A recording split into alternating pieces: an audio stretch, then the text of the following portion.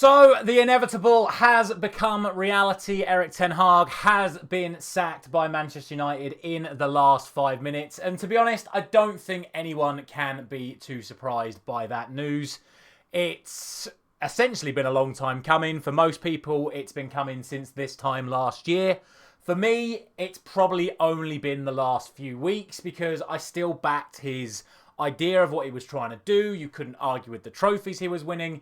But the results and the performances were getting worse. I think what's most going to be frustrating for him, I mean, obviously he'll be happily taking his £17 million pay deal, which is another 17 million off the Manchester United budget. But I think what's going to be most frustrating for him is you actually look at how we've lost the games in the last few weeks, and a lot of it isn't down to Ten Hag, but certainly, I think the last 10 days you have to put on him, especially in regards to how we've approached our most recent matches. You cannot put on him the misses that we had against Fenerbahce. You cannot put on him the misses that we had against West Ham. You cannot put on him the refereeing decision that ultimately led to us losing 2-1 rather than drawing 1-1. You can put on him the tactical changes against Fenerbahce, which meant that it stayed 1-1. You can put on him the choice to stay with that tactical change that he made against Fenerbahce, to go with that style of approach again against West Ham, which ultimately would have meant that we ended the game 1-1 even without the decision. I said it after the Brentford game. I thought he'd finally got his headspace in the right place where this set of players that we've got suit playing a three-back. And he did it against Brentford, and we were fantastic. We created so many chances. Again, we missed a lot of those chances, but we created so many chances. We played brilliant football, and we won the game. First half against Fenerbahce, we did a similar approach. We played really well. We were unlucky to only be 1-0 up at the break. Then we conceded, and he went back to the setup of a right back at left back, and playing 4-2-3-1. It just doesn't suit the players we've got. He persisted with it in the second half against Fenerbahce. He persisted with it for the entirety of the 90 minutes against West Ham. And the results haven't come. And you have to put that on him for that tactical mindset. Again, you can't blame him for the misses. But if we're playing a system that suits the players we've got available to us, we create even more chances, which will inevitably lead to more goals. You've also got to put on him the players that he's putting forward for us to sign. We have gone into this season without an established striker. We have gone into this season without an established goal scorer. Rashford got 30 goals one season. Bruno Fernandes's best return, I think, is 18 or 20. Garnacho's a kid. Ahmad's a kid. Højlund's yet to be fully proven, although he looks good. He's not established. Xerxes definitely not at Premier League level yet. So we've gone into a season without an established striker. Ivan Toney was right there. They gave us a price tag. It's the sort of price tag we've been willing to pay over the last few years. He was right there. We didn't go for him. Luke Shaw, we knew was coming back from the Euros injured. Amas is a fantastic youngster who played really well in pre-season. Malacia, we knew was coming into this season injured.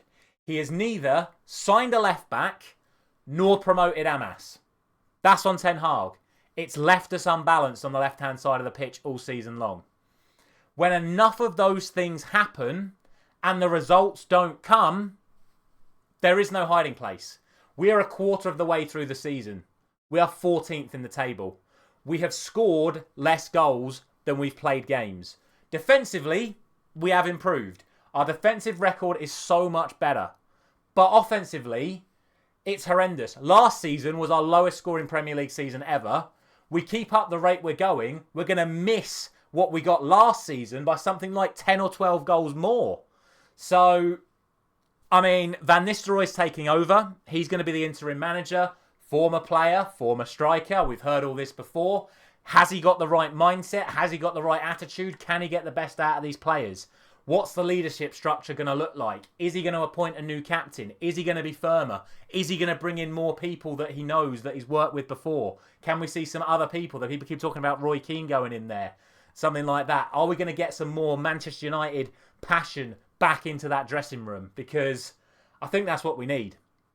I really do. But it's a massive task on Van Nistelrooy's shoulders because He's inherited a team that Erik ten Hag has bought. And you can't say he hasn't. You look at that squad now. Xerxes, Anthony.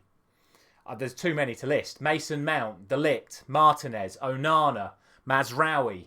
All these players, Ugarte, all these players that are playing every single week now for Manchester United are players signed by Erik ten Hag. This is his team. They've underperformed for him. His tactics haven't suited them, but they are his players. So the reset button has been hit again. And I guess now we see what happens. But let me know your thoughts down in the comment section below. Was this the right time to do it? We've got a League Cup game against Leicester on Wednesday night. Then into the Premier League once again. Personally, I'm still not sure. I think I still would have given it more time. But I guess the thought process is you bring Van Nistelrooy in now as the interim manager. Whether or not we're going to appoint or look for an actual manager, again, I guess sees what happens over the next few weeks. I guess they do it now because it then means Van Nistelrooy has time to assess a situation and then go into the January transfer window looking to make changes. But as always, when you hit the reset button, you go backwards again. We're already 14th. You go backwards much further. We're in the relegation zone. So I wish Van Nistelrooy the best of luck. I'd be lying if I said I wasn't a little bit disappointed that Ten Hag is gone. But I'd also be lying if I said I was surprised he's gone because he's just not done enough with these players this season to justify staying in charge. So thank you very much for watching. Erik ten Hag's out. I'm out. I'll see you very soon.